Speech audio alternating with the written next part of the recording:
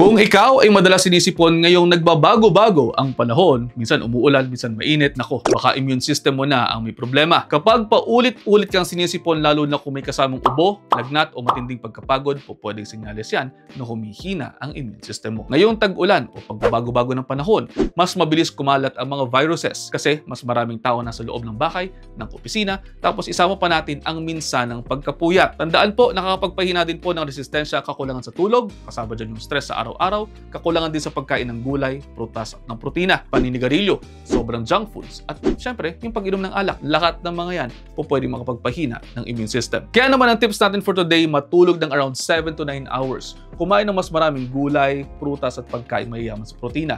Umiwas sa mga processed foods hanggat maaari at magpatingin po sa inyong mga doktor kung pabalik-balik na talaga ang sipon ninyo. At yun, almost 1 minute na to. I hope you're all 1 minute wiser. Okay, pusuan, kung may natutunan. I'll see you next time.